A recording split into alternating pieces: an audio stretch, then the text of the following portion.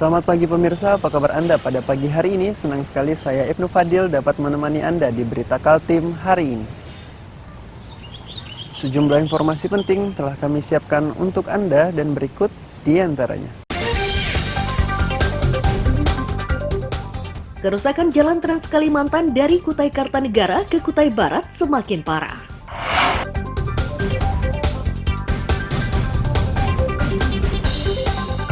Melonjaknya kasus COVID-19 di Kabupaten Berau menyebabkan ruang isolasi di rumah sakit terisi penuh.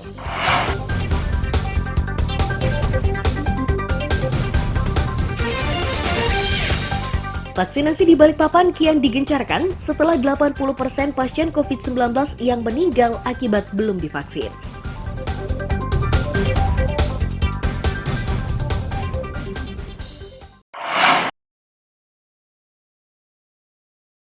Beginilah kondisi jalan Trans Kalimantan yang menghubungkan ibu kota provinsi Kaltim dengan Kabupaten Kutai Kartanegara, Kutai Barat, dan Mahakam Ulu. Belum terlihat ada upaya perbaikan meski warga sudah berbulan-bulan merasakan kesulitan saat melintas. Tak jarang dampak kerusakan jalan ini menyebabkan antrian mengular hingga berkilo-kilometer.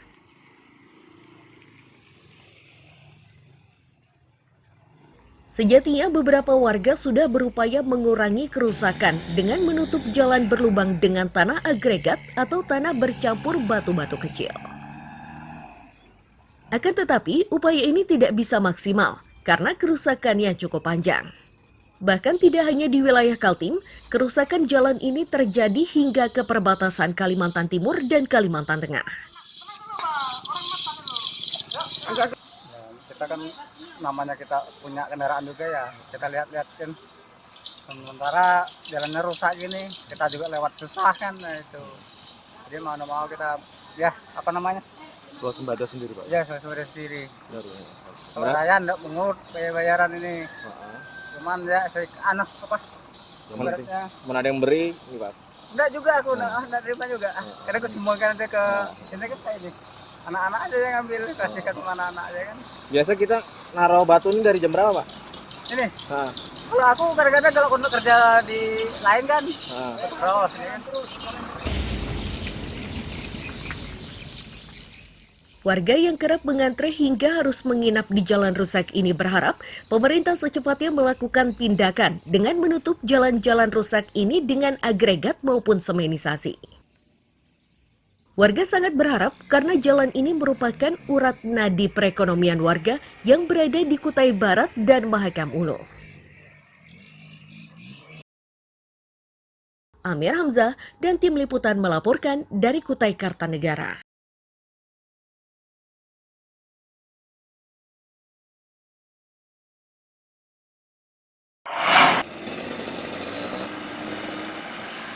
Jalan masuk SPBU di Nipa-Nipa Penajam, Kabupaten Penajam Pasir Utara ini belakangan banyak dipersoalkan karena dinilai rawan kecelakaan. Bahkan beberapa kendaraan sudah jadi korban akibat terperosok di jalan tersebut.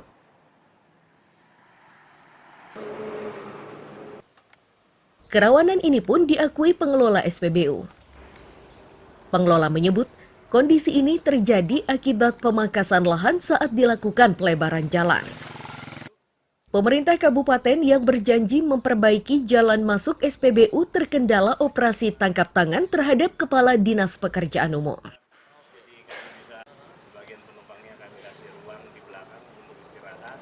Sering terjadi kecelakaan, kurang lebih 4 kali mobil terperosok ke jalan depan.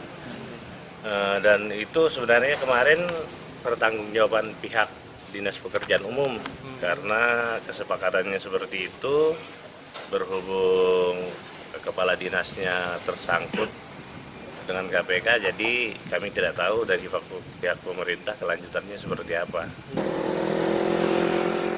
Kepala Satuan Lalu Lintas Polres Penajam Pasir Utara juga menegaskan kerawanan jalan masuk SPBU ini. Untuk meminimalisir kecelakaan, Satlantas meminta pihak terkait secepatnya memperbaiki jalan masuk tersebut. Jadi itu kalau kita lihat secara seksama itu sangat rawan gitu ya. Ya termasuk kejadian yang terakhir karena dia nggak hafal ya. Kalau kita lihat itu memang sangat rawan kalau orang, apalagi orang yang tidak tahu, yang sudah tahu pun kalau tidak hati-hati sangat rawan. Untuk saat ini pelanggan diminta lebih berhati-hati. Peringatan ini diberikan agar kecelakaan di jalan masuk dan keluar dari SPBU dapat dihindari. Amir Hamzah dan tim liputan melaporkan dari Penajam Pasir Utara.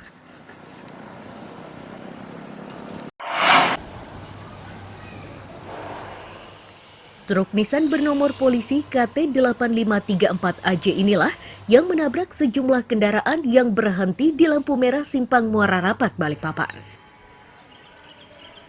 Hingga saat ini truk yang menyebabkan 5 pengendara tewas itu masih ditahan polisi.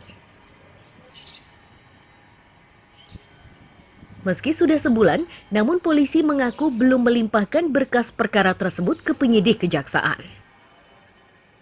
Polisi masih berusaha melengkapi. Salah satunya keterangan saksi ahli dari ATPM atau agen tunggal pemegang merek truk. Kesaksian saksi ahli ini sangat diperlukan setelah polisi menemukan beberapa perubahan fisik kendaraan.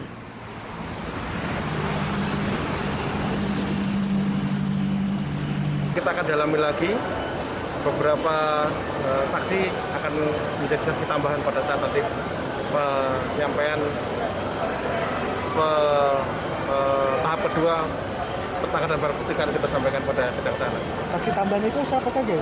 Dan dari pihak ATPM. Tapi sudah datang atau belum? Diinformasikan beberapa waktu akan kita undang, apakah bisa datang atau enggak ke Palimanan. Laka maut tersebut terjadi Jumat pagi 21 Januari 2022. Pengemudi yang sudah ditetapkan sebagai tersangka itu mengaku kecelakaan terjadi akibat truknya mengalami remblong. Amir Hamzah, David Purba melaporkan dari Balikpapan.